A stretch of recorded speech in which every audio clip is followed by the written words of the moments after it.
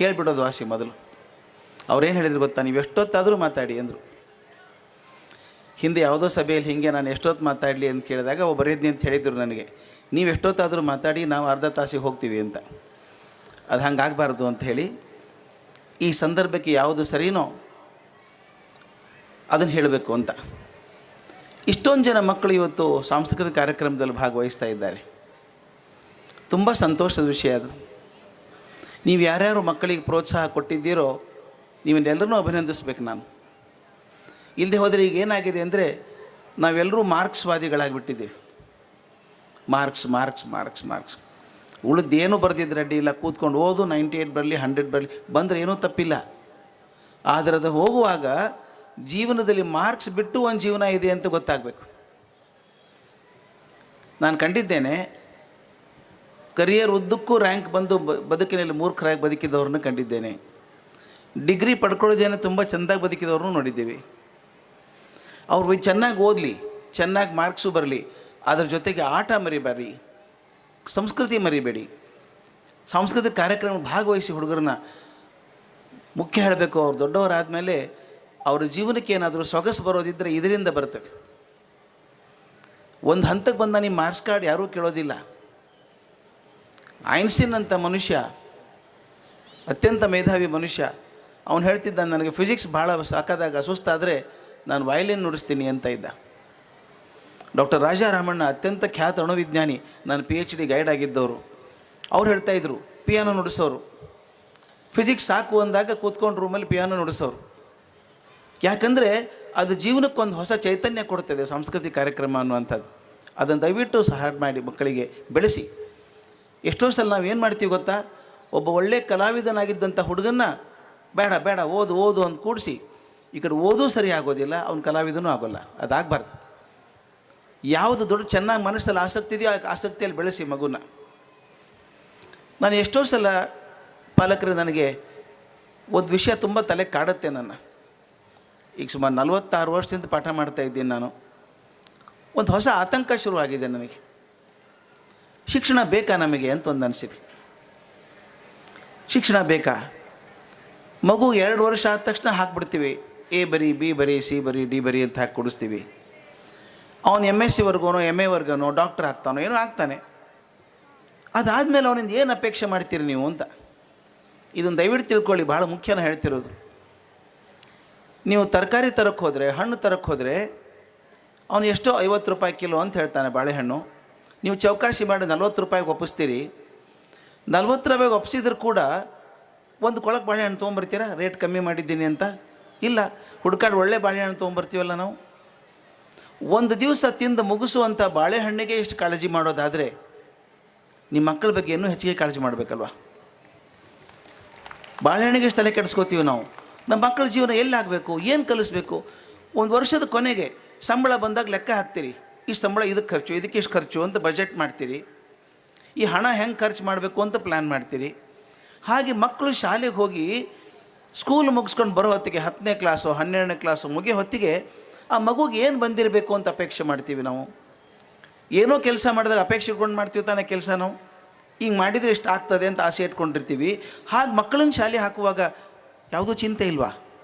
ಇರಬೇಕಾದ್ದೇ. ನಾನು ಅಂದ್ಕೊಂಡದ್ದು 10 ವರ್ಷ 12 ವರ್ಷ ಶಾಲೆಗೆ ಹೋಗಿ ಬಂದರೆ ಮಗು ಈ ಕೆಲವು ಗುಣಗಳನ್ನು ಇಟ್ಕೋಬೇಕಾಗತ್ತೆ. ಅವನು ಈ ಗುಣಗಳನ್ನು ಪಡ್ಕೊಂಡ್ರೆ ಅವನು 12ನೇ ಕ್ಲಾಸ್ ಅದು ಸಾರ್ಥಕ ಆಯಿತು ಅಂತ ಅನಿಸುತ್ತೆ ಅಂತ ನಾನು ಅಂದ್ಕೊಂಡದ್ದು. ಹೀಗೆ ಮಗು SSLC ಮುಗಿಸೋ ಹೊತ್ತಿಗೆ, ಇವತ್ತು ವಿವೇಕಾನಂದರು ಹುಟ್ಟಿದ ದಿವಸ, ಇವತ್ತು ನ್ಯಾಷನಲ್ ಯೂತ್ ಡೇ ಅಂತ ಹೇಳ್ತೀವಿ, ಒಳ್ಳೆ ದಿವಸ ಇವತ್ತು. ನಾನು ಹೇಳ್ತೀನಿ ಮಕ್ಕಳಿಗೆ, ವಿವೇಕಾನಂದರು ಯಾರೂ ಸ್ಫೂರ್ತಿ ಕೊಡದೆ ಹೋದರೆ ಇನ್ನು ಜಗತ್ತಲ್ಲಿ ಯಾರೂ ಕೊಡೋಕ್ಕೆ ಸಾಧ್ಯ ಇಲ್ಲ ಅವ್ರಿಗೆ. ಅಂಥ ಅದ್ಭುತ ಚೈತನ್ಯ ಅದು.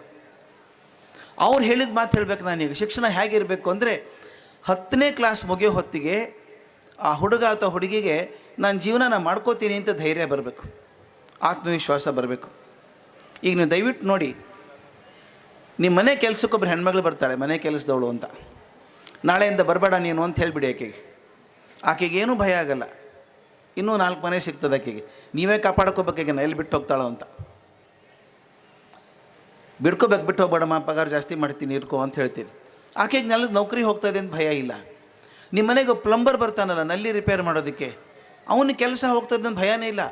ನೀವೇ ಬೇಡ್ಕೋಬೇಕು ಅವನ ಮಾರಾಯ ಭಾನುವಾರ ಬಂದು ರಿಪೇರ್ ಮಾಡಿ ಹೋಗಪ್ಪ, ನಲ್ಲಿ ಸೋರ್ತಾ ಇದೆ, 10 ಸಲ ಬೇಡ್ಕೊಂಡಾಗ ಮಾಡಿ ಹೋಗ್ತಾನೆ ಬಂದು. ಅವ್ನಿಗೇನು ಕೆಲಸ ಹೋಗ್ತದೆ ಅಂತ ಭಯ ಇಲ್ಲ. ನಿಮ್ಮ ಎಲೆಕ್ಟ್ರಿಷಿಯನ್ಗೆ ಭಯ ಇಲ್ಲ, ಗಾರೆ ಕೆಲಸದವನು ಕೆಲಸ ಹೋಗ್ತದೆ ಅಂತ ಭಯ ಇಲ್ಲ. ತಾವು ನೋಡಿರಬೇಕು, ಮನೆ ಕೊಟ್ಟದಿದ್ದರೆ ನಿಮ್ಗೆ ಗೊತ್ತಾಗಿರುತ್ತೆ ಪರಿಸ್ಥಿತಿ. ಹಬ್ಬ ಬಂದರೆ ಹೋಗ್ಬಿಡ್ತಾರೆ 15 ದಿವಸ ಅವರು. ನೀವು ನೌಕರಿ ಬಿಟ್ಟು ಎಂತಾದರೂ ಸಿನಿಮಾ ನೋಡೋಕೆ ಹೋಗ್ತೀರಾ? ಭಾಳ ಅಪರೂಪ ಅಲ್ವಾ? ಅವ್ರು ಹೋಗ್ತಾರೆ, 15 ದಿವಸ ಹೋಗ್ತಾರೆ. ಕೆಲಸದವ್ರು ಹೋದ್ರೆ ಬರೋದೇ ಇಲ್ಲ, ನಾವೇ ಹಾಕ್ಕೊಂಡಿರ್ಬೇಕು. ಬರೋ ಮಾರಾಯ ಅಡ್ವಾನ್ಸ್ ಕೊಡ್ತೀನಿ ಬನ್ನಿರಪ್ಪ ನೀವು. ಇದು ಈ ಕೆಲಸಗಾರರಿಗೆ ಕೆಲಸ ಹೋಗ್ತದೆ ಅಂತ ಭಯ ಇಲ್ಲ. ಆದರೆ ನಮ್ಮ ಪೋಸ್ಟ್ ಗ್ರ್ಯಾಜುಯೇಟ್ಸಿಗೆ ಭಾಳ ಭಯ ಇದೆ, ಎಲ್ಲಿ ಕೆಲಸ ಹೋಗ್ತದೋ ಅಂತ. ನಾನು ಪ್ರತಿ ವರ್ಷ ಪಾಠ ಮಾಡೋದಕ್ಕೆ ಅಮೇರಿಕಕ್ಕೆ ಹೋಗ್ತೀನಿ. ಈಗ ಒಂದು 5-6 ವರ್ಷದಿಂದ ಆದಂಥ ಘಟನೆ ನಿಮ್ಗೆ ಹೇಳಬೇಕು. ಅದನ್ನು ಲಾಸ್ ಆ್ಯಂಜಲೀಸ್ ಅಂತ ಒಂದು ಜಾಗ ಅಮೇರಿಕಾದಲ್ಲಿ, ಒಬ್ಬರು ಮನೆಗೆ ಹೋಗೋಣ ಬನ್ನಿ ಅಂತ ಕರ್ಕೊಂಡು ಹೋದರು. ಯಾಕೆ ಹೋಗ್ಬೇಕು ಅವ್ರ ಮನೆಗೆ ಅಂತ ಕೇಳಿದೆ. ದುಃಖದ ಸನ್ನಿವೇಶ, ಆ ಮನೆ ಹುಡುಗ ಆತ್ಮಹತ್ಯೆ ಮಾಡ್ಕೊಂಡಿದ್ದಾನೆ, ಸ್ವಲ್ಪ ಸಮಾಧಾನ ಹೇಳಬೇಕು ಅಂತ ಹೋದ್ವಿ. ನಿಮ್ಮ ಕಣ್ಣಲ್ಲಿ ಕೂಡಬೇಕು ಸ್ನೇಹಿತರೆ, ಇದೆಲ್ಲ ನಾನು ಹೇಳೋದು. ಆ ಹುಡುಗ ಅವನ ಎಜುಕೇಷನ್ ಬ್ಯಾಕ್ಗ್ರೌಂಡ್ ಹೇಳ್ತೀನಿ ನಿಮಗೆ. ಮದ್ರಾಸ್ IITಯಿಂದ BTech ಮಾಡ್ಕೊಂಡಿದ್ದಾನೆ. IIM ಅಹಮದಾಬಾದಿಂದ MBA ಮಾಡ್ಕೊಂಡಿದ್ದಾನೆ. These are the 2 good qualifications we flash around the world. BTech and MBA ಮಾಡಿ ಅವನು ದೊಡ್ಡ ಕಂಪ್ನಿ ಸೇರಿಕೊಂಡ, ಸಿಸ್ಕೋ ಅಂತ. ಅಮೇರಿಕಕ್ಕೆ ಹೋದ, 6-8 ವರ್ಷ ಕೆಲಸ ಮಾಡಿದ, ಸರ ಮೇಲೆ ಏರಿದ. 6 ವರ್ಷದ ಹಿಂದೆ ಅವನ ಸಂಬಳ ಎಷ್ಟಿತ್ತು ಅಂದರೆ, ನಮ್ಮ ಭಾರತದ ಸಂಬಳಕ್ಕೆ ಹೋಲಿಸೋದಾದರೆ ವರ್ಷಕ್ಕೆ ಸುಮಾರು 4.5 5 ಕೋಟಿ ರೂಪಾಯಿ ಸಂಬಳ ಅವನು. ಮನೇಲಿ ಇರೋರು ಯಾರು? ಅವನು, ಅವನ ಹೆಂಡತಿ, 2 ಮಕ್ಕಳು, ಇಷ್ಟೇ, 4 ಜನ ಇರೋದು. ಅವನು ಯಾಕೆ ನೇಣು ಹಾಕ್ಕೊಂಡ? ಅಮೇರಿಕಾದಲ್ಲಿ ಆರ್ಥಿಕ ಹಿಂಜರಿತ ಶುರು ಆಯಿತು, ರೆಸೆಷನ್ ಶುರು ಆಯಿತು. ಇವನ ಗೆಳೆಯನ ಕೆಲಸ ಹೋಯಿತು, ಇವನು ಹೋಗಿಲ್ಲ. ಇವನು ಭಯ ಹತ್ಕೊಂಡ್ಬಿಡ್ತು, ನನ್ನ ಗೆಳೆಯನ ಕೆಲಸ ಹೋಯಿತು ಅಂದರೆ ನೆಕ್ಸ್ಟ್ ನನಗೆ ಬರ್ತದೆ ಏನ ಅಂತ ಹೇಳಿ ಗಾಬರಿಯಾಗಿ ನೇಣು ಹಾಕ್ಕೊಂಡ. ಅವರೆಲ್ಲ ಸಮಾಧಾನ ಮಾಡಿ ಬಂದ್ವಿ ನಾವು. ಆದರೆ ನನ್ನ ಮನಸ್ಸಿಗೆ ತೋಚಿದ್ದು ಏನು ಗೊತ್ತಾ? ನಮ್ಮ ಶಿಕ್ಷಣ ಪೂರ್ತಿ ಸೋತು ಹೋಯಿತು ಅನಿಸ್ಬಿಡ್ತು. ಯಾಕೆ ಸೋತು ಹೋಯಿತು ಅಂದರೆ, BTech ಮಾಡ್ಕೊಂಡು MBA ಮಾಡ್ಕೊಂಡು ಹುಡುಗನ ಒಂದು ಕೆಲಸ ತೊಗೋತೀನಿ ಅಂತ ಧೈರ್ಯ ಇಲ್ಲ. ನಮ್ಮ ಮನೆ ಕೆಲಸದವಳು ಇರುವಂಥ ಧೈರ್ಯ ಹುಡುಗನಿಗೆ ಬರಲಿಲ್ಲ. ನಾವೇನು ಮಾಡಿದ್ದೀವಿ, 20 ವರ್ಷ ಶಾಲೆ ಕಳಿಸಿ ಹಿಂಗೆ ಮಾಡಬೇಡ, ಹಿಂಗೆ ಮಾಡಬೇಡ, ಹಿಂಗೆ ಮಾಡಬೇಡ, ಹಿಂಗೆ ಮಾಡಬೇಡ ಅಂತ ಕಲಿಸಿ ಹಿಂಗೆ ಮಾಡು ಅಂತ ಹೇಳಲೇ ಇಲ್ಲ ಅವನಿಗೇನು. ಅವನನ್ನು ಮಾಡೋಕ್ಕೆ ಬಿಡಲಿಲ್ಲ ನಾವು ಯಾವುದನ್ನು ಫ್ರೀಯಾಗಿ. ಪ್ರತಿಯೊಂದಕ್ಕೂ ಮುಖ ನೋಡ್ಬೇಕು. ಯಾರ್ದಾದರೂ ಇನ್ಸ್ಟ್ರಕ್ಷನ್ ಕೊಟ್ಟರೆ ಮಾತ್ರ ಫಾಲೋ ಮಾಡು, ಹಂಗೆ ಮಾಡಿಬಿಟ್ಬಿಟ್ವಿ ನಾವು. ಹಂಗೆ ಮಾಡಬಾರ್ದು. ಎಲ್ಲಿವರೆಗೂ ಹುಡುಗರು ತಮ್ಮ ನಿರ್ಧಾರ ಅಥವಾ ತೊಗೊಳ್ಳೋರು ಏನೂ ತಪ್ಪಾಗಲ್ಲ. ಇದಕ್ಕೆ ನಾನು ದಯವಿಟ್ಟು ನಿಮ್ಗೆ ಯಾಕೆ ಹೇಳ್ತಿದ್ದೀನಿ ಅಂದರೆ, ನಿಮ್ಮ ಜವಾಬ್ದಾರಿ ಬಹಳ ದೊಡ್ಡದಿದೆ ಮಕ್ಕಳ ಬಗ್ಗೆ. ನಾವು ಒತ್ತಿ ಪ್ರೆಷರ್ ಹಾಕಿ ಓದು PCMB ಓದು, PUC ಓದು, IITಗೆ ಹೋಗು ಅಂತ ಮಾಡಿ ಕಳಿಸ್ತೀವಿ. ಎಷ್ಟು ಕಷ್ಟ ಅನಿಸುತ್ತೆ ನನಗಂದರೆ, 2 ವರ್ಷ PUCಯಲ್ಲಿ ಮಕ್ಕಳಿದ್ದರೆ ಅವರು PCMB ಕಲಿಸಿ ಅಪ್ಪ ಅಮ್ಮನ ಹೆಸರು ಕೂಡ ಮರೆತು ಹೋಗಿರುತ್ತೆ ಪಾಪ. ಹೋಗಿ ಕಣ್ಣು ತೆಗೆದ್ರೆ ಬೇರೆ ಇಕ್ವೇಷನ್ನೇ ಕಾಣಿಸ್ತವೆ. ನೀವು ಕಳಿಸೋವರೆಗೂ ನೀವು ನೋಡಿದ್ದೀರಿ, ಮುಂದಿನ ಭಾಗ ನಾನು ನೋಡಿದ್ದೀನಿ. ಪ್ರತಿ ವರ್ಷ IIT ಚೆನ್ನೈ, ಮುಂಬೈ 2ಕ್ಕೂ ಟ್ರೈನಿಂಗ್ ಹೋಗ್ತೇನೆ ನಾನು, ಫ್ಯಾಕಲ್ಟಿ ಟ್ರೈನಿಂಗಿಗೆ. ಅವ್ರು ಡೈರೆಕ್ಟ್ ಹೇಳ್ತಾರೆ, ಸರ್ ಇವರೆಲ್ಲ ಒಂದು ಪರೀಕ್ಷೆ ಪಾಸಾಗಿ ಬಂದುಬಿಟ್ಟಿದ್ದಾರೆ IITಗೆ, ಭಾಳ ಕಷ್ಟದಲ್ಲಿದ್ದಾರೆ ಅವರು. ಕಷ್ಟದಲ್ಲಿ ಹಾಕಿದ್ದಾರೆ. ಒಂದು ಪರೀಕ್ಷೆ ಪಾಸ್ ಆಗೋದಿದೆಯಲ್ಲ, ಉಸಿರು ಬಿಗಿ ಹಿಡಿದು ಓದೋದು, ಇದು 100 ಮೀಟರ್ ರೇಸ್ ಇದ್ದಂಗೆ, ಓಡ್ಬಿಡ್ಬೋದು. ಅಲ್ಲಿ ಮುಂದೆ 4 ವರ್ಷ BTech ಪ್ರೋಗ್ರಾಮ್ ಮಾಡಬೇಕಲ್ಲ, ಅದು 100 ಮೀಟರ್ ರೇಸ್ ಅಲ್ಲ, ಮ್ಯಾರಥಾನ್ ರೇಸ್ ಅದು. ಇದೇ ರೀತಿ ನೀವು ಓಡಿದರೆ 200 ಮೀಟ್ರ್ ಕುಸಿದು ಬೀಳ್ತೀರಿ. ಆ ಹುಡುಗರಿಗೆ ಇಂಗ್ಲೀಷ್ ಬರಲಿಲ್ಲ, ಸರಿಯಾಗಿ ಜ್ಞಾನ ಇಲ್ಲ, ಏನೋ ಪರೀಕ್ಷೆ ಪಾಸ್ ಆಗಿಬಿಟ್ಟಿದ್ದಾರೆ, ಕ್ಲಾಸಲ್ಲಿ ಅರ್ಥವೇ ಆಗಲ್ಲ. ಪರಿಸ್ಥಿತಿ ಹುಡುಗರದ್ದು ಏನಾಗಿದೆ ಗೊತ್ತಾ? ವಾಪಸ್ ಊರಿಗೆ ಹೋಗೋಂಗಿಲ್ಲ. ಯಾಕಂದರೆ ಹಾರ ಹಾಕಿ ಚಪ್ಪಾಳೆ ತಟ್ಟಿ IIT ಹೋಗಿದ್ದ ಹುಡುಗ ಅಂತ ಮೆರವಣಿಗೆ ಮಾಡಿ ಕಳಿಸಿದ್ದಾರೆ. ಅಲ್ಲಿ ಇರೋ ಹಂಗಿಲ್ಲ, ಅರ್ಥವೇ ಆಗ್ತಾ ಇಲ್ಲ. Do you know interesting, the number of suicides in IIT campus are increasing. Counsellors ಇಟ್ಕೊಂಡಿದ್ದಾರೆ, ಹುಡುಗರು ಒದ್ದಾಡಿ ಹೋಗ್ತಾರೆ. ಯಾಕಿದ್ದೀವಿ ನಮಗೆ ಗೊತ್ತಾಗ್ತಾ ಇಲ್ಲ, ಮನೆಗೆ ಹೋಗೋಂಗಿಲ್ಲ, ಇರೋಂಗಿಲ್ಲ. ಆ್ಯಂಡ್ ಡು ಯು ನೋ, ಹಿಂಗೆ ಪರೀಕ್ಷೆ ಅವಸರದಲ್ಲಿ ಪಾಸಾಗಿ ಹೋದವರೊಳಗೆ 40% ಹುಡುಗರು BTech ಕಂಪ್ಲೀಟ್ ಮಾಡೋಲ್ಲ. ನಾವೇನು ಸಾಧನೆ ಮಾಡಿದಂಗಾಯಿತು? ಒತ್ತಾಯದಿಂದ ತುರುಕಿ ಅವನು ಮನಸ್ಸಿಲ್ಲದ ವಿಷಯ ಓದಿಸಿ ಮಾಡೋದು. ದಯವಿಟ್ಟು ನಾನೊಂದು ಸಲಹೆ ಕೊಡ್ತೀನಿ ತಮಗೆ. ಅಂದರೆ ನಿಮ್ಗೆ, ನೀವು ಪೇರೆಂಟ್ಸ್ ಎಲ್ಲ ಒಳ್ಳೆಯವರೇ, ಮಕ್ಕಳಿಗೆ ಚೆನ್ನಾಗಿ ಆಗಬೇಕು ಅಂತ ಆಸೆ ಇದೆ. ಅದು ಆಗೋದ್ರೊಳಗೆ ಆ ಮಗು ಶಕ್ತಿ ಏನು ಸ್ವಲ್ಪ ಗಮನಿಸ್ಬೇಕಲ್ವ ನಾವು. ಅದಕ್ಕೆ ನಿಮ್ಮ ಮಕ್ಕಳು 8th ಸ್ಟ್ಯಾಂಡರ್ಡ್ ಬಂದ ಮೇಲೆ ಒಂದು ಆ್ಯಪ್ಟಿಟ್ಯೂಡ್ ಟೆಸ್ಟಿಂಗ್ ಮಾಡಿಸಿ. ಆ್ಯಪ್ಟಿಟ್ಯೂಡ್ ಟೆಸ್ಟಿಂಗ್ ಮಾಡಿ ಆ ಹುಡುಗ ಅಥವಾ ಹುಡುಗಿಗೆ ಯಾವ ಆಸಕ್ತಿಗಳಿದ್ದಾವೆ ನೋಡಿ ಅದನ್ನು ಪ್ರಚೋದನೆ ಕೊಡಿ. ಸ್ವಾಮಿ ತೆಂಡೂಲ್ಕರ್ಗೆ ಏನು ಬರ್ತದೆ? ಕ್ರಿಕೆಟ್ ಒಂದೇ ತಾನೇ. ಸಚಿನ್ ತೆಂಡೂಲ್ಕರ್ ಕ್ರಿಕೆಟ್ 1ರಿಂದನೇ ಜಗತ್ ಪ್ರಸಿದ್ಧ ಆದ, ಭಾರತ ರತ್ನ ಆದ. ಕ್ರಿಕೆಟ್ ಒಂದೇ, ಮತ್ತೊಂದು ಏನು ಬರ್ತದೆ ಗೊತ್ತಿಲ್ಲ. ಲತಾ ಮಂಗೇಶ್ಕರ್ಗೆ ಬರೋದು ಹಾಡು ಒಂದೇ, ಅಲ್ವಾ? ಬಿಸ್ಮಿಲ್ಲಾ ಖಾನ್ ಅವರು ಶಹನಾಯಿ ಒಂದೇ. ಅಂದರೆ ಯಾವುದೋ ಒಂದು ಗುಣವನ್ನು, ಒಂದು ವಿಷಯವನ್ನು ಗಟ್ಟಿಯಾಗಿ ಹಿಡ್ಕೊಂಡು ತಲಸ್ಪರ್ಶಿಯಾಗಿ ಓದಿ ಎತ್ತರಕ್ಕೆ ಹೋದರೆ ಜಗದ್ವಿಖ್ಯಾತರಾಗ್ತಾರೆ. ಎಲ್ಲೂ ಅರ್ಧ ಮಾಡ್ಕೊಂಡು ಹೋದರೆ they also ran but they don't reach the target. ಹಂಗಾಗಬಾರ್ದು ನಮ್ಮ ಮಕ್ಕಳು. ಅದಕ್ಕೆ ಬಾಲ್ಯದಿಂದಾನೇ ಶುರು ಮಾಡಿ ಕಲಿಸೋದಕ್ಕೆ. ಏನು ಕಲಿಸ್ಬೇಕು ಮಕ್ಕಳಿಗೆ ಬಾಲ್ಯದಿಂದ? ನಾನು ನೋಡಿದ್ದೇನೆ 3 ಥರದ ಪಾಲಕರು ಇರ್ತಾರೆ. ಹಾಗೆ ನೋಡಿದರೆ ಎಷ್ಟು ಜನ ಪಾಲಕರಿದ್ದಾರೋ ಅಷ್ಟು ಥರದ ಪಾಲಕರ ರೀತಿಗಳಿದ್ದಾವೆ. ಸಾಮಾನ್ಯವಾಗಿ 3 ಥರ. ಒಬ್ಬರು ಪೇರೆಂಟ್ಸು ಭಾಳ ಸಲಿಗೆ, ಪ್ರೀತಿ ಅಂದರೆ ಅಸಾಧ್ಯ ಪ್ರೀತಿ ಮಕ್ಕಳ ಮೇಲೆ ಇರಬೇಕಾದ್ದೇ, ಇರಬಾರ್ದು ಅಂತಲ್ಲ. ನೀವೊಂದು ಕೇಳಿ ನೋಡಿ, ನಿಮ್ಮ ತಂದೆ ತಾಯಿ ಮನೇಲಿದ್ದರೆ ಕೇಳಿ ನೋಡಿ, ನಮ್ಮನ್ನೆಲ್ಲ ಹೆಂಗೆ ಬೆಳೆಸಿದ್ರಿ ನೀವು ಅಂತ ಕೇಳಿ ನೋಡಿ. ಏನು ಗೊತ್ತೇ ಆಗಲಿಲ್ಲಪ್ಪ, ಹೆಂಗೋ ಬೆಳೆದುಬಿಟ್ರಿ ನೀವು ಅಂತಾರೆ. ಆದರೆ ಈಗ young parents are finding it lot difficult to bring up the children. ಮಕ್ಕಳನ್ನು ಬೆಳೆಸೋದೇ ಕಷ್ಟ ಆಗಿಬಿಟ್ಟಿದೆ. ಒಂದು ಮಾತಂದರೆ ಹೆಚ್ಚು, ಒಂದು ಮಾತಂದರೆ ಕಮ್ಮಿ, ಮಾತಾಡೋಂಗಿಲ್ಲ, ಇಷ್ಟು ಡೆಲಿಕೇಟ್ ಆಗಿದ್ದಾವೆ. ಈಗೆಲ್ಲ ಸಿಂಗಲ್ ಚೈಲ್ಡ್ ಸಿಂಡ್ರೋಮ್, ಒಂದೇ ಮಗು, ಬಹಳ ಅಂದರೆ 2 ಮಗು, ದುರ್ಬೀನ್ ಕೆಳಗಿಟ್ಟು ಬೆಳೆಸ್ತಾರೆ ಅವ್ರನ್ನೆಲ್ಲ. ನಾನು ನೋಡಿದ್ದೀನಿ, ನೀವು ಹಂಗಿಲ್ಲ ಅಂತ ನನಗೆ ಗೊತ್ತು, ಅದಕ್ಕೆ ಹೇಳ್ತೀನಿ ನಾನು. ಕೆಲವು ತಾಯಂದ್ರೆ ಎಷ್ಟು ಪ್ರೀತಿ ಮಕ್ಕಳ ಮೇಲೆ ಅಂದರೆ ಹೋಮ್ವರ್ಕ್ ಕೂಡ ಅವರೇ ಮಾಡ್ತಾರೆ ಎಡಗೈಯಿಂದ. ಪಾಪ ಮಗು ತೂಕಿಡ್ಸ್ತಾನೆ, ಬಿಡಿ ನಾನೇ ಮಾಡ್ತೀನಿ ಹೋಮ್ವರ್ಕು. ಇದು ನೀವು ಮಗುಗೆ ಉಪಕಾರ ಮಾಡೋ ಕೆಲಸ ಅಲ್ಲ, ಬಹುದೊಡ್ಡ ಅಪಕಾರ ಮಾಡೋ ಕೆಲಸ. ಮಗು ಹೋಮ್ವರ್ಕ್ ಅದು ಅವನೇ ಮಾಡಲಿ, ತೂಕಿಡ್ಸಿಟ್ಟು ಬಿಡಲಿ, ಮರುದಿವಸ ಮಾಡದೆ ಹೋದ್ರೆ ಶಾಲೆಯಲ್ಲಿ ಬೈಸ್ಕೊಂಡ್ರು ಅಡ್ಡಿ ಇಲ್ಲ, ಅವನೇ ಮಾಡಲಿ, ಅವನ ಕೆಲಸ ಅವನೇ ಮಾಡೋಕ್ಕೆ ಬಿಡಬೇಕು. ನಮ್ಮ ಮೊನ್ನೆ ಬರಬೇಕಾದ್ರೆ ಫ್ಲೈಟಲ್ಲಿ ಒಬ್ಬರು ತಾಯಿ ಕೂತಿದ್ದಾರೆ ಆ ಕಡೆ ಸೀಟಲ್ಲಿ. ಅವನು ಸುಮಾರು 7-8 ವರ್ಷದ ಹುಡ್ಬೇಕು ಹುಡುಗ. ಅವನ ಬಾಯಲ್ಲಿ ತುತ್ತು ಹಾಕಿ ತುಂಬಿಸ್ತಾ ಇದ್ದಾರೆ. ಈ ಗಾರೆಯವರು ಸಿಮೆಂಟ್ ಹಾಕಿ ಮೆತ್ತಾರಲ್ಲ ಹಾಗೆ ಇಷ್ಟಿಷ್ಟು ಹಾಕಿ ತಿನ್ನಿಸ್ತಾರೆ. ನಾನು ನೋಡೋಕ್ಕೆ ಆಗಲಿಲ್ಲ, ನನಗೆ ಎಲ್ಲ ಕಡೆ ಚೆಲ್ತಾಯಿದ್ರು. ನಾನು ಕೇಳಿದೆ, ಅಮ್ಮ ಅವ್ನ ಕೈ ಇಲ್ವಾ ಅವನಿಗೆ ಅಂತ. ಇದೇ ಅಲ್ಲ ಅಂದರು. ಮತ್ತು ಯಾಕೆ ತಿನ್ನಲ್ಲ ಅವನ ಕೈಯಿಂದ, ನೀವ್ಯಾಕೆ ತಿನ್ನಿಸ್ಬೇಕು ಅಂತ. ಪಾಪ ಕೈ ಕೊಳೆ ಆಗ್ತದೆ ಬಿಡಿ. ಇದೇನು ರೀ ಇದು ಪ್ರೀತಿ? ನಾಳೆ ಅವನೇನು ಮಾಡ್ತಾನೆ ಗೊತ್ತಾ? SLC ಬಂದಾಗ, ಅಮ್ಮ ನನ್ನ ಪೆನ್ ಎಲ್ಲಿದೆ, ನನ್ನ ಪುಸ್ತಕ ಎಲ್ಲಿದೆ, ನನ್ನ ಯೂನಿಫಾರ್ಮ್ ಎಲ್ಲಿದೆ ಅಂತ ಕೇಳ್ತಾನೆ. ಅದಕ್ಕೆ ಕಾರಣ ನಾವೇ ಆಗಿರ್ತೀವಿ, ಎಲ್ಲ ತಂದು ಕೊಟ್ಟು ಮಾಡ್ಕೊಳ್ಳಿ, ಅವ್ನು ಜವಾಬ್ದಾರಿ ಮಾಡ್ಕೊಳ್ಳಿ. ದಯವಿಟ್ಟು ಅದನ್ನು ಶುರು ಮಾಡಿ, ಮಕ್ಕಳು ಇಂಡಿಪೆಂಡೆಂಟ್ ಆಗೋಕ್ಕೆ ಶುರುವಾಗಲಿ. If they don't become independent, they become parasites all through the life. They can't take decisions. ನಾನು PhD ಗೈಡ್ ಆಗಿದ್ದೆ, ಭಾಳ ಹುಡುಗರಿಗೆ PhD ಮಾಡ್ತಿದ್ದೆ ನನ್ನ ಕಡೆಗೆ. ಒಬ್ಬ ಹುಡುಗ ಬಂದ, ಅವನ ಹೆಸರು ಹೇಳೋದು ಬೇಡ, ಇಲ್ಲೇ ಇದ್ದಾನೆ ಪಾಪ, ನನ್ನ ಸ್ನೇಹಿತ ಅವನು PhD ಮಾಡೋಕ್ಕೆ ಬಂದ. MSc ಮುಗಿಸ, MSc ಡಿಸ್ಟಿಂಕ್ಷನ್ ಆಗಿತ್ತು. ರಸಾಯನಶಾಸ್ತ್ರ ವಿಷಯ ನಂದು, PhD ಕೆಮಿಸ್ಟ್ರಿ. ಬಂದು 1 ವಾರ ಆಗಿತ್ತು, ನನ್ನ ಕಡೆ ಬಂದ. ಸರ್ ಒಂದು 50 ml ಆಲ್ಕೋಹಾಲ್ ತೊಗೊಳ್ಳ ಸರ್ ಅಂದ. ಯಾಕೋ ಅಂತ ಕೇಳಿದೆ. ಪ್ರಾಕ್ಟಿಕಲಿಗೆ ಅಂದ. ತಗೋ ಅಂದೆ. ಕುದಿಸ್ಲ ಸರ್ ಅಂದ. ಕುದಿಸು ಅಂದೆ. ಮತ್ತು ಬಂದ. ಸೋಸ್ಲ ಸರ್ ಅಂದ. ಸೋಸು ಅಂದೆ. 5 ನಿಮಿಷಕ್ಕೊಂಬರೋನು. ನನಗೆ ಯಾಕೋ ಸರಿ ಇಲ್ಲ ಇದು ಅನ್ನಿಸ್ತು. ಬಾಯಿಲಿ ಏನು ಕರೆದೆ, MSc ಆಗಿತ್ತಾನೆ ನೀನು ಅಂದೆ. ಆಗಿದ್ದೀನಿ. ಇಂಗ್ಲೀಷ್ ಬರ್ತದೆ. ಒಂದು ನಾನು ಯಾಕೆ ಕೇಳ್ತಿ, ಪ್ರೊಸೀಜರ್ ಬರ್ಕೊಟ್ಟಿದೆಯಲ್ಲ, ಮಾಡ್ಬೋದು, ನೋಡ್ಕೊಂಡು ಮಾಡಲ್ಲ ನೀನು ಅಂದೆ. ಇಲ್ಲ ಸುಮ್ಮನೆ ಕೇಳಿದೆ ಸರ್ ಅಂದ. ಏನೋ ತಮಾಷೆ ಅನ್ನಿಸ್ತು ನನಗೆ. ಮತ್ತೊಂದು 5-6 ದಿವಸ ಆದಮೇಲೆ ಬಂದ. ಸರ್ ನಾನು ಸ್ವಲ್ಪ ಬೇಗ ಮನೆಗೆ ಹೋಗಲ್ಲ ಸರ್, 3 ಗಂಟೆಗೆ ಇವತ್ತು ಅಂದ. ಹೋಗಪ್ಪ, ಇದೇನು ಸ್ಕೂಲ ಇದು, PhD ಪ್ರೋಗ್ರಾಮು, ಹೋಗ್ತಿದ್ರು ಹೋಗು, ಏನು ತೊಂದರೆ ಇದೆಯೇನೋ ಅಂತ ಕೇಳಿದೆ. ತೊಂದರೆ ಏನಿಲ್ಲ ಸರ್, ಅಮ್ಮ ಮನೆಯಲ್ಲಿದ್ದಾರಲ್ಲ ಸರ್, ನಮ್ಮ ಮನೆಗೆ ಹೋಗ್ಬೇಕು ಸರ್. ಅಮ್ಮ ಮನೇಲಿದ್ದು ನೀ ಯಾಕೆ ಹೋಗಬೇಕು ಅಂದೆ. ಶರ್ಟ್ ತೊಗೋಬೇಕಾಗಿದೆ ಸರ್ ನನಗೆ, ಅಮ್ಮನ ಸೆಲೆಕ್ಟ್ ಮಾಡಬೇಕಲ್ವ ಸರ್, ನನಗೆ ಗೊತ್ತಾಗಲ್ಲ ಸರ್ ಅಂದ. ನಿನಗೇನು ಗೊತ್ತಾಗಲ್ವೋ ಅಂತ ಕೇಳಿದೆ. ಅದು ಕಲರ್ ಅಷ್ಟು ಗೊತ್ತಾಗಲ್ಲ ಅಂದ. ಎಲ್ಲ ಚಂಡಲ್ಲ, ಕೆಮಿಸ್ಟ್ರಿ PhD ಮಾಡೋಕ್ಕೆ ಬಂದಿದ್ದೀನಿ, ಕಲರ್ ಗೊತ್ತಾಗಲ್ಲ ಅಂದರೆ PhD ಏನು ಮಾಡ್ತಂತಲ್ಲ ಇವನು. ಹಾಗಲ್ಲ ಸರ್, ಇಷ್ಟಿದ್ದಾಗಿನಿಂದ ಅಮ್ಮನೇ ಸೆಲೆಕ್ಟ್ ಮಾಡ್ಬೇಕು ಸರ್ ಶರ್ಟ್. ನನಗೆ 26 ವರ್ಷ, ಇವನಿಗೆ ಒಂದು ಶರ್ಟ್ ಸೆಲೆಕ್ಟ್ ಮಾಡೋಕ್ಕೆ ಬರಲ್ಲ, PhD ಮಾಡ್ತಿದ್ದಾನೆ. ಅಂತೂ PhD ಮುಗಿಸಿದ ಅವನು. ನನಗೆ ಅವ್ರ ಮನೆ ನೋಡಬೇಕಾಗಿತ್ತು ಹೆಂಗಿರ್ತದೆ ಅಂತ, ಹೆಂಗೆ ಬೆಳೆಸಿದ್ದಾರೆ ಇವನ್ನ ಅಂತ. ದೀಪಾವಳಿ ಬಂತು, ಅವ್ರ ಮನೆಗೆ ಹೋದೆ. ಬಾಗಿಲು ಹಾಕಿದರೆ ಬೆಲ್ ಬಾರಿಸ್ಬೋದು, ತೆಗೆದಿದ್ದರೆ ಕಾಣಿಸುತ್ತೆ. ಇದು 3/4 ಭಾಗ ಮುಚ್ಚಿತ್ತು. ಬೆಲ್ ಬಾರಿಸ್ಲೋ ಬೇಡ ಅನ್ನೋತಿ ಒಳಗಿನ ಜೋರು ಧ್ವನಿ ಬಂತು. ಜೋರು ಧ್ವನಿ, ಎಸ್ ಕಮೆನ್ ಅಂತ. ಒಳಗೆ ಹೋದೆ. ಒಳಗೆ ಕಾಲಿಟ್ಟ ತಕ್ಷಣ ಆ ಹುಡುಗನ ತಂದೆ ಕೂತಿದ್ರು, ಆ 3 ಸೀಟರ್ ಸೋಫಾದಲ್ಲಿ ಪೂರ್ತಿ ಕೂತಿದ್ರು ಅವರು. ನಾನು ನೋಡಿ, ಒಳಗೆ ಬನ್ನಿ, ಅಲ್ಲಿ ಕೂಗಿದ್ರು ಒಂದೇ ಸಲ. ಸುಧಾಕರ ಅಂದರು, ಆ ಹುಡುಗನ ಹೆಸರು. ರಾ ಅನ್ನೋದ್ರೊಳಗೆ ಬಂದಿದ್ದ ಹುಡುಗ ಅಲ್ಲಿ.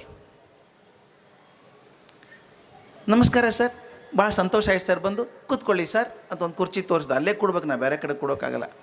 ಒಂದು ಹೆಜ್ಜೆ ಇಟ್ಟೆ, ಮತ್ತು ಅವ್ರು ಕೂತ್ಕೊಂಡ್ರು. ಕೂತವರು ಕೀರ್ತಿ ಅಂದರು. ಇದ್ಯಾವ ಕೀರ್ತಿ ಇದು? ಅವನ ತಂಗಿ. ಅದೇ ಡೈಲಾಗೆ, ನಮಸ್ಕಾರ ಸರ್, ಮನೆಗೆ ಬಂದದ್ದು ಭಾಳ ಸಂತೋಷ ಸರ್, ಕೂತ್ಕೊಳ್ಳಿ ಸರ್ ಅಂದ್ಲು. ಮತ್ತೊಂದು ಹೆಜ್ಜೆ ಇಟ್ಟೆ, ಮತ್ತೆ ಕೂಗಿದ್ರು, ಜಾನಕಿ ಅಂದರು. ಇದ್ಯಾರು ಜಾನಕಿ? ಸುಧಾಕರನ್ ತಾಯಿ, ಅವ್ರ ಹೆಂಡತಿ. ಅವರು ಬಂದರು ಪಾಪ, ಹಂಗೆ ಸೇಮ್ ಡೈಲಾಗ್, ನಮಸ್ಕಾರ ಸರ್, ಮನೆಗೆ ಬಂದಿದ್ದು ಭಾಳ ಸಂತೋಷ ಸರ್, ಕೂತ್ಕೊಳ್ಳಿ ಸರ್ ಅಂದರು. ಇನ್ನೇನು ಕುರ್ಚಿಯಲ್ಲಿ ಕೂತ್ಕೊಳ್ಳೋ ಹೊತ್ತಿಗೆ ಮತ್ತೆ ಕೂಗಿದ್ರು ಅವ್ರು, ಜಾನಕಿ ಅಂದರು. ಎಲ್ಲ ಇವನು ಎರಡನೇ ಜಾನಕಿ, ಒಬ್ಬರು ಜಾನಕಿ ಬಂದಿದ್ದಾರಲ್ಲ. ಎರಡನೇ ಸಲ ಜಾನಕಿ ಅಂದಾಗ ಅವ್ರು ಒಳಗೆ ಹೋದರು. ಅಂದ್ರೆ ರಿಹರ್ಸಲ್ ಎಷ್ಟು ಪಕ್ಕ ಆಗಿತ್ತು ಅಂದರೆ, ಮೊದಲನೇ ಸಲ ಜಾನಕಿ ಅಂದಾಗ ಬರಬೇಕು, ಎರಡನೇ ಸಲ ಅಂದಾಗ ಒಳಗೆ ಹೋಗಬೇಕು. ಎಲ್ಲರೂ ಹಿಂಗೆ ಮುಷ್ಟಿಯಲ್ಲಿ ಹಿಡಿದು ಬಿಟ್ಟಿದ್ದಾರೆ ಬಿಗಿಯಾಗಿ ಅವರು. ಅದಕ್ಕೆ ಗೊತ್ತಾಯ್ತದೆ ಸುಧಾಕರ ಯಾಕೆ ಹಿಂಗಿದ್ದಾನೆ ಅಂತ. ಅವನ ಅಪ್ಪನ ಪರ್ಮಿಷನ್ ಇಲ್ಲದೆ ಏನೂ ಮಾಡೋಕ್ಕೆ ಸಾಧ್ಯ ಇಲ್ಲ. ತೀರಾ ಪ್ರೀತಿಯಾದ್ರು ಮಾಡ್ತೀವಿ, ತೀರಾ ಬಿಗಿಯಾದರೂ ಮಾಡ್ತೀವಿ, ಎರಡೂ ಬೇಡ. ಚೆನ್ನಾಗಿ ಬೆಳೀಲಿ ಮಕ್ಕಳು. ಸಣ್ಣದಿದ್ದಾಗ ಬಹಳ ಪ್ರೆಷರ್ ಹಾಕಬೇಡಿ. 5 ವರ್ಷ ಮಕ್ಕಳಿಗೆ ಬರೀ ಪ್ರೀತಿ ಕೊಡಿ. 5 ವರ್ಷ ಭಾಳ ಮುಖ್ಯ ಮನುಷ್ಯನ ಜೀವನದಲ್ಲಿ. ನಿಮ್ಗೆ ಗೊತ್ತಿಲ್ಲ, ಪುಟ್ಟ ಮಗು ಅಂತೀವಿ ನಾವು. ನಮ್ಮ ಮನುಷ್ಯನ ಬುದ್ಧಿ ಪೂರ್ತಿ ಬೆಳೆಯೋದು, ಬ್ರೈನ್ ಬೆಳೆಯೋದು 5 ವರ್ಷ. ಚಿಂತನೆ ಎಲ್ಲ ಬಂದ್ಬಿಡ್ತದೆ 5 ವರ್ಷಕ್ಕೆ. 5 ವರ್ಷದವರೆಗೂ ಮಕ್ಕಳಿಗೆ ಬರೀ ಒಳ್ಳೆಯದನ್ನು ತೋರಿಸಿ, ಶುಭವಾದದ್ದನ್ನು ತೋರಿಸಿ, ಸಂತೋಷವಾಗಿರೋದನ್ನು ತೋರಿಸಿ. ನನಗೆ ಗೊತ್ತಿಲ್ಲ ನಿಮ್ಮ ಮಕ್ಕಳನ್ನ ಹೊಡಿತೀರಲ್ಲೋ ಗೊತ್ತಿಲ್ಲ. ಹೊಡಿತಿದ್ರೆ ದಯವಿಟ್ಟು ಹೊಡಿಬೇಡಿ. 5 ವರ್ಷ ತನಕ ಹೊಡಿಲೇಬೇಡಿ ಮಕ್ಕಳನ್ನು. ಯಾಕೆ ಹೊಡಿಬಾರ್ದು ಅಂತ ಒಬ್ರು ಕೇಳಿದ್ರು ನನಗೆ. ನಾನು ಮೇಷ್ಟ್ರಿಗೆ ಹೇಳ್ತೀನಿ ಹೊಡಿಬೇಡಿ ಅಂತ. ಒಬ್ಬರು ಮುದುಕರು ಕೇಳಿಬಿಟ್ರು ನನ್ನ, ಅಲ್ಲ ಸರ್ ಹೊಡಿಲಾರ್ದೆ ಕಲಿಸೋದು ಹೆಂಗೆ ಸರ್? ನಾನು ನಿಮ್ಗೆ ಹೊಡಿಬೇಕೋ ಕಲಿಸ್ಬೇಕೋ? ಕಲಿಸೋದು ಮುಖ್ಯ ತಾನೇ. ಒಂದು ಉದಾಹರಣೆ ಕೊಡ್ತೀನಿ. ಕುದುರೆ ಬಂಡಿಯಲ್ಲಿ ಹೋಗ್ತಾ ಇದ್ದೀರಿ ಅಂತ ಇಟ್ಕೊಳ್ಳಿ. ಕುದುರೆ ಬಂಡಿಯಲ್ಲಿ ಹೋಗ್ತೀರಿ. ಕುದುರೆ ಬಂಡಿಯೊಳಗೆ 2 ಭಾಗ ಇದೆ, ಒಂದು ಬಂಡಿ ಒಂದು ಕುದುರೆ. ಬೇಗ ಬೇಗ ಹೋಗ್ಬೇಕಂದ್ರೆ ಯಾರಿಗೆ ಹೊಡಿತೀರಿ ನೀವು? ಬಂಡಿಗೆ ಹೊಡಿತೀರೋ ಕುದುರೆಗೆ ಹೊಡಿತೀರೋ? ಕುದುರೆಗೆ ಹೊಡಿಬೇಕಲ್ವ ಬೇಗ ಹೋಗ್ಬೇಕಂದ್ರೆ. ಅದೇ ರೀತಿ ಮಗು ಕೂತ್ಕೊಂಡಿದೆ, ಓದಲ್ಲ ಅಂತ ಮೊಂಡುತನ ಮಾಡುತ್ತೆ. ಆ ಮಗುವಿನಲ್ಲೂ 2 ಭಾಗ ಇದೆ, ಒಂದು ದೇಹ ಒಂದು ಮನಸ್ಸು ಅಂತ. ಓದಲ್ಲ ಅನ್ನೋದು ಯಾವುದು? ಮನಸ್ಸು. ದೇಹ ಕಲ್ಲೇ ಕೂತಿದೆಯಲ್ಲ ಪಾಪದು. ಓದಲ್ಲ ಅನ್ನೋದು ಮನಸ್ಸು. ಅದು ನೀವು ಹೊಡೆಯೋದು ಯಾರಿಗೆ ಹೊಡಿತೀರಿ? ದೇಹಕ್ಕೆ ಹೊಡಿತೀರಿ. ಬಂಡಿಗೆ ಹೊಡೆದಂಗೆ ಹೊಡೆದ್ರೆ ಪ್ರಯೋಜನ ಇಲ್ಲ. ನಾವು ಮನಸ್ಸಿಗೆ ಹೊಡೆಯೋಕ್ಕೆ ಗೊತ್ತಿಲ್ಲ ನಮಗೆ, ಅದಕ್ಕೆ ದೇಹಕ್ಕೆ ಹೊಡಿತೀವಿ.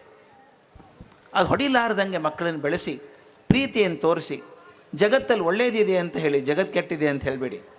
5 ವರ್ಷ ಭಾಳ ಮುಖ್ಯ. ಲಾಲಯೇತ್ ಪಂಚವರ್ಷಾಣಿ. 5 ವರ್ಷ ತುಂಬ ಪ್ರೀತಿ ತೋರಿಸ್ಬೇಕು. ಮುಂದೆ ಶಿಸ್ತಿರಬೇಕು. 5 ವರ್ಷ ಆದಮೇಲೆ ಅದೇ ಮುದ್ದು ಮಾಡಿದರೆ ಪ್ರಯೋಜನ ಇಲ್ಲ.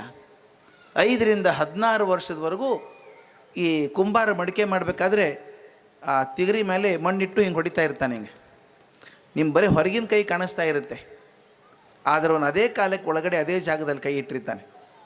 ಒಳಗಿನ ಕೈ ಇಡದೆ ಹೋದರೆ ತಟ್ಟಿದರೆ ಮುರಿದು ಹೋಗುತ್ತೆ, ಬರೀ ಒಳಗಿನ ಕೈ ಇಟ್ಟರೆ ಆಕಾರ ತಪ್ಪು ಹೋಗುತ್ತೆ. ಒಳಗಿನ ಕೈ ಪ್ರೀತಿ, ಮ್ಯಾಲಿನ ಶಿಸ್ತು. ಮುಂದೆ 10 ವರ್ಷ ಅದೇ ರೀತಿ ಶಿಸ್ತಿಂದ ಬೆಳೆಸಿ 16 ವರ್ಷ ಆದ್ಮೇಲೆ ಮಗುನ ಸ್ನೇಹಿತರಂಗೆ ನೋಡ್ಕೊಳ್ಳಿ. ತುಂಬ ಚೆನ್ನಾಗಿ ಬರ್ತಾರೆ ಮಕ್ಕಳು. ಈ ನಾ ಶಿಕ್ಷಣ ಅಂತ ಹೇಳಿದ್ನೆಲ್ಲ ನಾವು ಕೊಡಬೇಕಾದದ್ದು 3 ಮುಖ್ಯ ವಿಷಯ ಕೊಡಬೇಕಾದದ್ದು ಮಕ್ಕಳಿಗೆ. ಆ ಮಗುಗೆ ತನ್ನಲ್ಲಿ ಆತ್ಮವಿಶ್ವಾಸ ಬರಬೇಕು. I can do it, I can do it. ಇದು ಆಗದೆ ಹೋದರೆ ನಷ್ಟ ಇಲ್ಲ. ನಾವು ತುಂಬ ಪ್ರೆಷರ್ ಹಾಕಿದಾಗ ಮಕ್ಕಳಿಗೆ ಎಷ್ಟರ ಮಟ್ಟಿಗೆ ಹೆದರಿಕೆ ಆಗತ್ತೆ ಅಂದರೆ, ಟೆನ್ಷನ್ನು. ಈಗ grade 6, 7, 8 children are going through depression. ವಿಚಿತ್ರ ಕೇಸ್ ಸ್ಟಡಿ ಅದನ್ನು ನಿಮ್ಯಾನ್ಸ್ಗೋಗಿ ಸ್ಟಡಿ ಮಾಡಿದರೆ 6, 7, 8ನೇ ಕ್ಲಾಸಿನ ಮಕ್ಕಳಿಗೆ ಖಿನ್ನತೆ ಆಗ್ತಾ ಇದೆ. ಕಾರಣ ಇದೆಯಾ? ಅಷ್ಟು ಪ್ರೆಷರ್ ಹಾಕಬೇಡಿ, ಕಾರಣ ಇಲ್ಲ. ಅದು 6, 7, 8 ಚೆನ್ನಾಗಿ ಓದಲಿ ಹುಡುಗರು. ನಾವು ಈಗಲೇ ತುಂಬ ಓಡಿಸ್ಬಿಟ್ರೆ LKGಯಿಂದಾನೆ ನಾನು ನೋಡಿದ್ದೀನಿ ಕೆಲವು ಪೇರೆಂಟ್ಸ್ ಬಂದು ಜಗಳಾಡ್ತಾರೆ. A ಸೆಕ್ಷನಲ್ಲಿ P ಬಂದಿದ್ದಾರೆ, ಇನ್ನು ನೀವು Kದಲ್ಲಿದ್ದೀರಿ. ಏನು ನೊಬೆಲ್ ಪ್ರೈಸ್ ಬರ್ತದೆ ಕೆ ಹೋದರೆ? ಏನೂ ಇಲ್ಲ, ಕಲೀಲಿ. ಇರೋದೇ 26 ಅಕ್ಷರ ಕಲಿತಾರೆ ಅವರು. ಆದರೆ ನಾವು ಪ್ರೆಷರ್ ಹಾಕಿ ಓಡಲಿ ಅಂತೀವಲ್ಲ, ಈ ಓಡಿಸ್ಬಿಟ್ರೆ ನಿಜವಾಗ್ಲೂ ಅವನು ಓಡಬೇಕಾದ ಕಾಲದಲ್ಲಿ ಕುಸಿದು ಕೊಡ್ತಾನೆ ಅವನು. The moment when you have to show his performance, you will not perform. ಮತ್ತು ಇನ್ನೊಂದು ಮಾತು ಮುಖ್ಯ ಹೇಳಬೇಕು ನಾನು.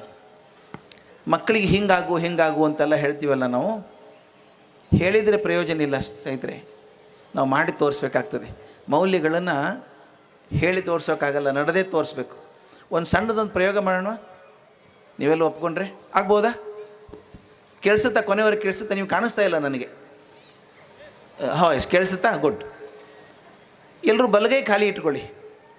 ಬಲಗೈಯಲ್ಲಿ ಪೆನ್ನು, ಪೆನ್ಸಿಲ್ಲು, ಮೊಬೈಲು, ವಸ್ತ್ರ ಬೇಡ. ಬಲಗೈ ಮಾತ್ರ ಖಾಲಿ ಇಟ್ಕೊಳ್ಳಿ. ನಾನು ಹೇಳಿದ ಹಾಗೆ ಮಾಡಬೇಕು. ಗೊತ್ತಾಯ್ತಲ್ಲ? ನಾನು ಹೇಳಿದ ಹಾಗೆ ಮಾತ್ರ ಮಾಡಬೇಕು. ಎಲ್ಲರೂ ಬಲಗೈ ಮೇಲೆ ಕೆತ್ತಿ. ಎಲ್ಲರೂ ಬಲಗೈ ಮೇಲೆ ಕೆತ್ತಿ. ಎಲ್ಲ ಬೆರಳು ಸೇರಿ ಮುಷ್ಟಿ ಮಾಡಿ ನಿಧಾನಕ್ಕೆ ಕೈ ಮುಂದೆ ತೊಗೊಂಡು ಬನ್ನಿ. ಈಗ ನಿಮ್ಮ ತೋರ ಬೆರಳನ್ನು ಮಾತ್ರ ಚಾಚಿ. Only 4 finger. ತೋರ ಬೆರಳನ್ನು ಮಾತ್ರ ಚಾಚಿ.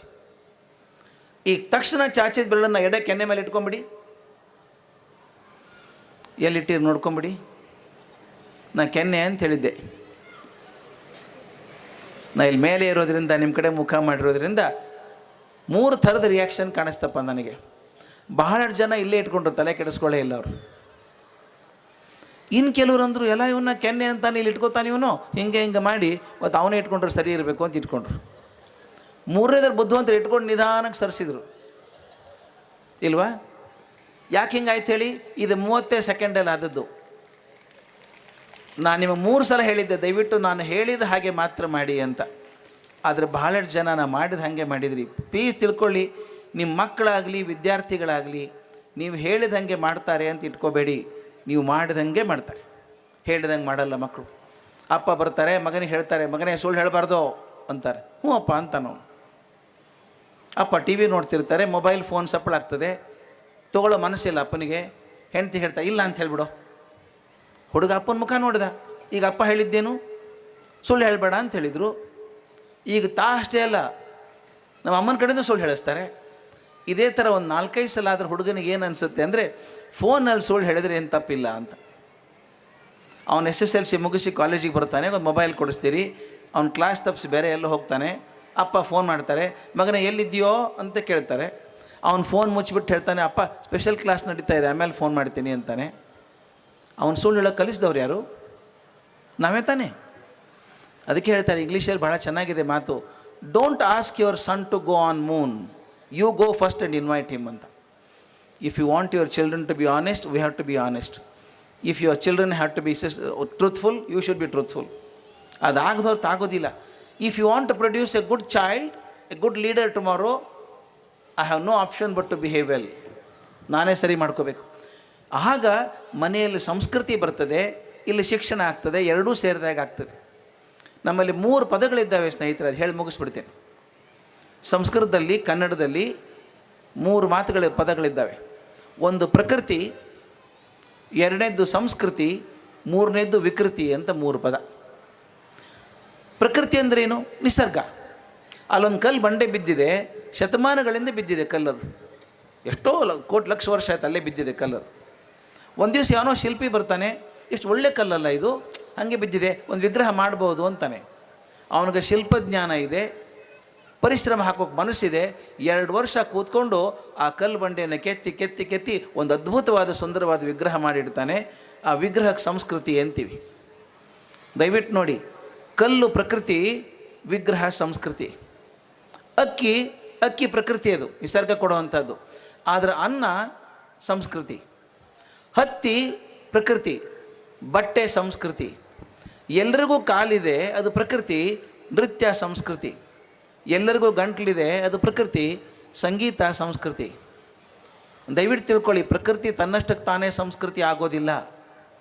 ಆ ಪ್ರಕೃತಿ ಮೇಲೆ ಜ್ಞಾನ ಇದ್ದವರು ಪರಿಶ್ರಮ ಹಾಕಿದಾಗ ಮಾತ್ರ ಆ ಪ್ರಕೃತಿ ಇದ್ದದ್ದು ಸಂಸ್ಕೃತಿ ಆಗ್ತದೆ.